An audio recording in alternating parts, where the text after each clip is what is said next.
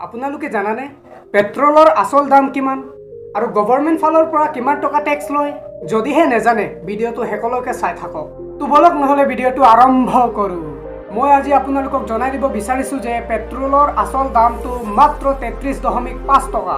কিন্তু আমি পেট্ৰলক পাৰ লিটাৰ 90 বা 100 টকাত কিয় কিনো? আৰু 33.5 টকাৰ পেট্ৰল 90 বা 100 টকালৈ কেনেকৈ দামটো বাঢ়ি যায়? এই সকলোবোৰ নজনা কথাক আজি মই আপোনালোকক জনাই দিম। কিছুমান মানুহে এইখিনি কথাক সম্পূৰ্ণৰূপে জানে, কিন্তু মই ভাবোঁ এই কথাখিনি সকলোৱে ভালদৰে জানি লোৱাটো উচিত বুলি। পেট্ৰলৰ দাম দৈনিক আধাৰত বাঢ়ি থাকে, কিন্তু উদাহৰণস্বৰূপে আমি জানো পাৰ লিটাৰ 90 টকা বা 100 টকা বুলি। কিন্তু সেই পেট্ৰলৰ দাম আচলতে 33.5 টকাই হৈ থাকে। কিন্তু কিয় পেট্ৰল পাম্পত পাৰ লিটাৰ 90 টকা বা 100 টকাৰ দামত বিক্ৰী কৰে? কাৰণ চেণ্ট্ৰেল গভৰ্ণমেণ্ট ফালৰ পৰা পাৰ লিটাৰত 33 টকাকৈ টেক্স লোৱা হয় আৰু ষ্টেট গভৰ্ণমেণ্ট ফালৰ পৰা পাৰ লিটাৰত 21 টকাকৈ টেক্সটো এড হয়।